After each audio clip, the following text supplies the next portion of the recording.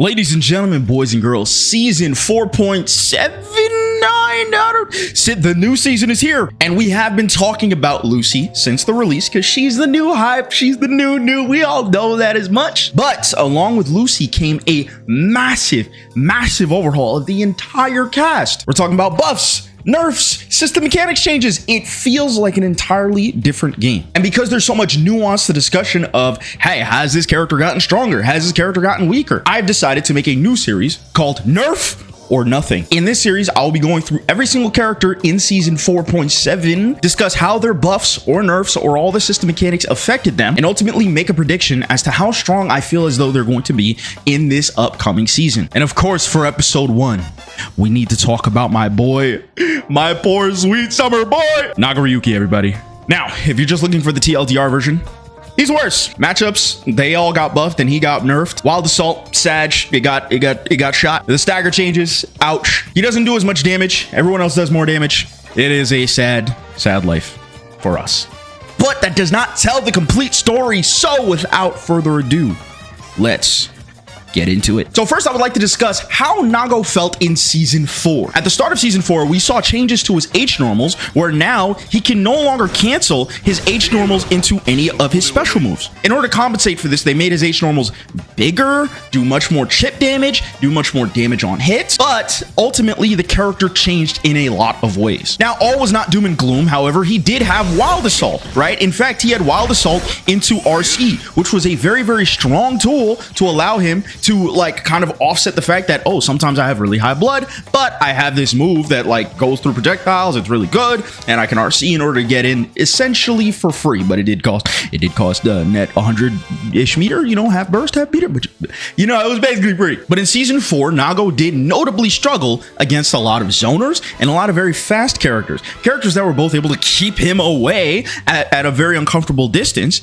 and characters that were able to take advantage of the fact that he's not able to cancel his H normals, because remember, his H normals were pretty minus. And so a lot of them would be able to kind of like dash block, and Nago didn't really have a good answer to stop them from just getting right up inside of his face. That being said, he was still very strong, obviously, with the fact that his Beyblade move did hit low and this move hit high. So he was able to kind of checkmate the opponent in certain situations where if they were relatively low in health or like about like 1 or 2 hits away, he would be able to like kind of 50-50 you in a lot of ways. And so all was not too bad. They made it so that he can all in stronger. But with that being said, what did they do to my boy in this season? The first and most notable change this season is that his Beyblade no longer hits low. That means you are not tagging toes from 3/4 of the screen away just because people were stand blocking you and you just randomly chucked out a Beyblade in neutral. This also means that he can no longer put you in checkmate situations like he used to. Yes, he could still chip you out, which is essentially what he used to do before, but you know, whatever. But like now he can't force you to block a 50-50 when you're on 1 pixel of health. Next, they made this move a little bit faster, which is kind of funny because they nerfed his Beyblade, but they nerfed his low. They basically removed it out of the game, but they did buff his overhead. I don't know. I want to say a little bit faster. I mean, on whiff, this is essentially a 20 to 22-ish frame overhead, depending on how fast you press the button. So it is nice to essentially, like, if you're spaced out or if you knock down your opponent with something like this, right? Say, for example, I knock him down. It is nice to just get a little bit of extra damage off from your opponent, like especially if they're low on health, you can still catch them off guard with a very quick overhead. The last notable change is that they made it so that the blowback from 5H leaves your opponent much closer. This is actually really good, especially in high blood situations where it is much easier to kind of close the gap on your opponent. Before, it was really difficult because you would essentially you would hit them with 5H, they would launch across the screen, and then you would Fukyo forward, but you would end up being at a range kind of like here, so you're essentially playing the same game, right? But now it feels like as soon as you get hits with this, you are now much more comfortably in their face, able to threaten a strike throw. And for his changes, that's kind of it. Not a ton really changed. I mean, people were like, oh, you know, the Beyblade low, that was kind of the biggest hit to his kit. And in my opinion, as a Nago main of 4 years, that's not the worst part. As a matter of fact, I really don't care that it no longer hits low. I think it's fine. Like, honestly, when they first made the change to make that hit low and make the other one hit high, we were all like, why the frick did they do that? Because if you guys don't know, for 2 whole seasons, Nago did not have a high-low off of his Beyblade or his overhead. The biggest difference, however, is that he was able to cancel his 5H into special moves. So it made it feel like like he was a lot more mobile. He was a lot more able to kind of like threaten the opponent with certain like tricky fukios, tricky backdashes, much more frame trap oriented and stuff like that. But as that is no longer the case, the Beyblade change does make it a little bit harder, because that was kind of our one, ha, I gotcha. You know, you were kind of like lollygagging in neutral, not, you know, not crouch blocking from 3/4 of the screen, caught your toes, now I'm in. And so unfortunately, he has to play neutral. I know neutral, yuck, it's disgusting, it's gross. But if that was the only change, we would not be making this video. Let's talk about the overall sweeping system mechanics that they have made to this game and how it affects Nago. So first things first, they made changes to how risk works in general. Basically, if you were able to get even that much risk on your opponent, you were able to kind of dookie out a ton of damage, right? If you got a certain hit directly after it, the next combo would do a metric crap ton of damage. However, as you can see, Nago didn't really do a lot of damage in that combo, and that's because of the changes they made to risk. They made it so that essentially the first hit is incredibly front loaded, so you have like very funny situations like this. Yes, haha, very, very funny. The one-shot character actually one-shots people. But because they made it so that a lot of damage is front-loaded and not necessarily distributed throughout the rest of the combo, he no longer does a crap ton of damage off even just a little bit of risk. This does disproportionately affect Nago, because he was one of those characters that fell into the category of, oh, I'm able to crank a little bit of risk and threaten with a strike throw. Oh, if I caught you flinching, this next hit is really going to hurt. So overall situations where he would be able to just straight up kill you from the same offensive sequences, he's no longer able to do that. But I think this is a pretty healthy change in my opinion. Damage was absurd across the board, and it does help Nago because Nago does have some pretty low health in this game. You might be thinking, Josh, Nago low health? No, the fudge he doesn't. Well, yes, in fact he does. Due to the changes that they made to his blood a long time ago, I think this was close to like season 2, season 3-ish, Nago actually gets a defense modifier nerf the more blood that he has. So if we mosey on over to my favorite list in the entire world, we can see that yes, Nagoriyuki has a lot of health. However, this is only Nago with no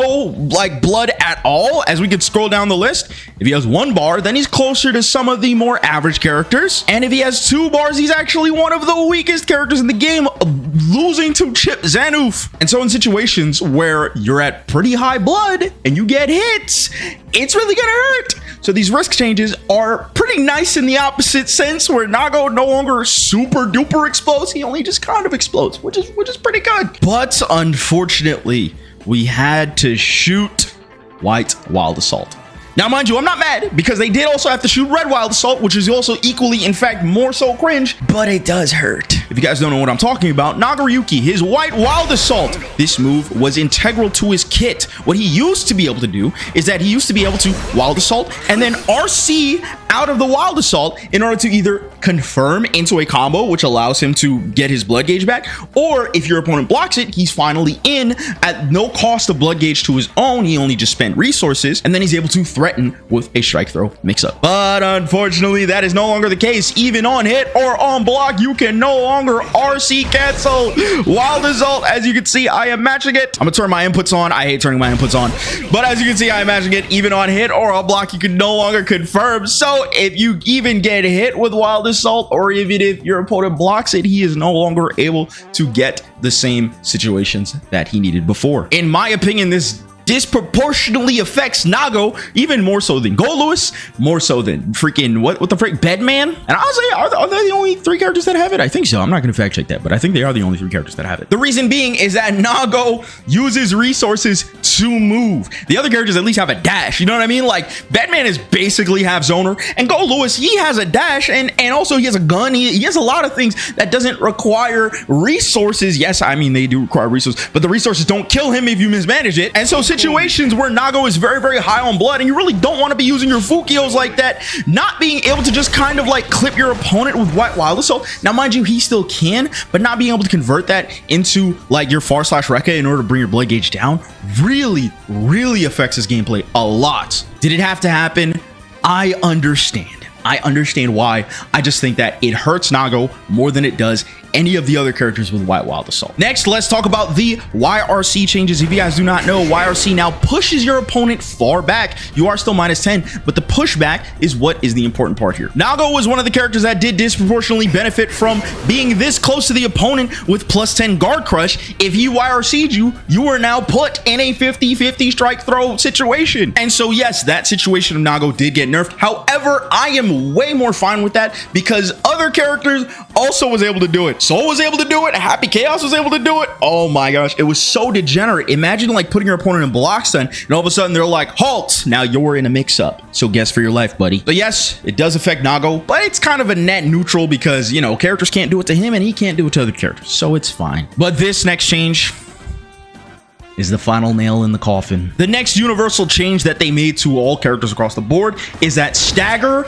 no longer needs to be mashed out of. If you guys don't know, when you initially got staggered, you had to tap a button out of it properly in order to break the stagger. And so there was kind of like 3 different like confirms out of stagger. There was one where if your opponent didn't like break the stagger at all, another one where they tried to break it but they mistimed it so they recover a little bit faster, and then one where they actually hit it perfectly and so, you know, you're not able to do the degenerate things you wanted to do. They normalized it across the board so all characters just break out of stagger way faster. They said they were going to add some compensation buffs to characters who, like, you know, that you kind of needed it, but unfortunately Nago is no such character. Why does this matter? Because before he was able to do things like this into this, but that no longer combos. As you can see, my character is actually able to block there. Not only that, even out of like 5p or 2p, like he can no longer like confirm the 6S into an actual normal. The reason why this was beneficial was because if he was at high blood, you don't want to be doing things like this,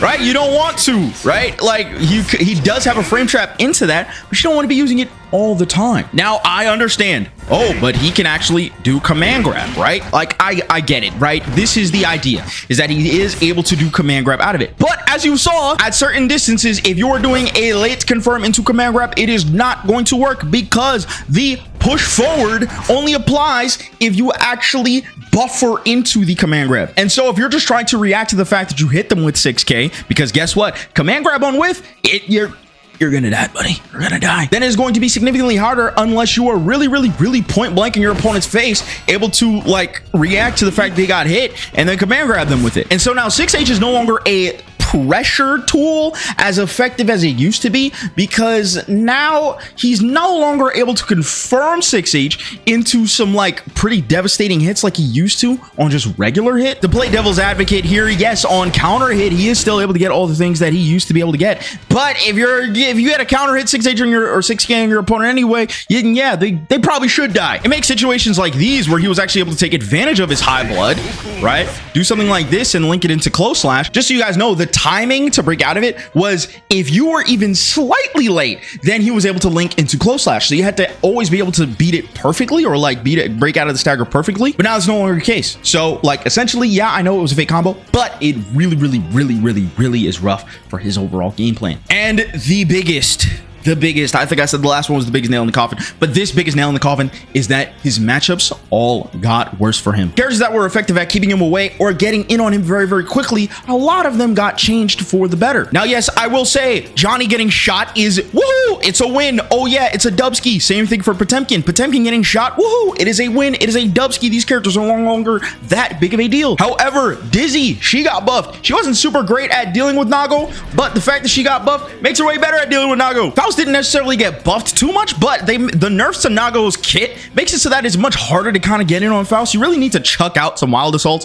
chuck out some crazy stuff. You know, it does make this matchup harder. Same thing with Axel. Axel got buffed, but more so Nago got nerfed, which is better for Axel. Giovanna got buffed, so now when she's doing the freaking dash dancing all the way into you, like now she's able to hit you into hard knockdown, does more damage. She's able to set up for fuzzies. It's brutal. Mei got buffed. If you don't know, Mei was always able to bully Nago. This character she was always able to beat the fuck out of Nago. And now that Nago is just subjectively worse and Mei is objectively better, it's going to be a little bit more difficult. Zato is better. And yes, I know the meme, Zato sucks, blah, blah, blah, blah. But now that he's better, now that Nago's worse, all of a sudden, Zato, he's kind of really annoying to deal with now. Venom, oh my gosh. Venom is another character that theoretically beat Nago in last patch, but he sucked. Now, Venom's actually a character in this game. So Venom is going to run Nago's pockets. Happy Chaos did not get changed pretty much at all, which is really bad for Nago because now it's much more difficult for Nago to deal with Happy Chaos because the Beyblade nerfs made it so that Happy Chaos can kind of just like always walk back. That was one thing that Nago did well at keeping in check, was that the threat of his Beyblade made it so that Happy Chaos couldn't just back up infinitely, but now he kind of just can. And so because it is the year of the zoner, it is not the year of Nagoriyuki. And so my predictions for Nago in this upcoming season is that I think he's still going to be good. His game plan is still very effective. You're just going to have to play neutral more. Yuck. Oh, discussing neutral. No, I don't want to. I don't want to. Yes, unfortunately, you are going to just have to play better. It really sucks. But alas, he's still cool. He still looks cool, right? Copium, guys, copium. And since they removed his one mix-up situation that he had, I really hope you're good at catching fuzzy jumps. If you don't know what that is, then I hate to break it to you, you're cooked. Because now he's just going to be threatened with freaking strike and throw. He's a strike throw character. He's a mid dispenser. It's unfortunate, but that's what they did to our boy. And that is going to do it for this first episode of Nerfed or Nothing. Safe to say Nago got nerfed. For those of you who like this content, please consider subscribing to the channel. I stream every single Monday, Tuesday, Wednesday, sometimes Thursday, sometimes on the weekends. But you know, the only way to find out is by following me on twitch.tv/GrandmastaJ. Leave a comment in the comment section down below as to which character you would like me to review next. And as always, I'll catch you guys in the next one. Peace.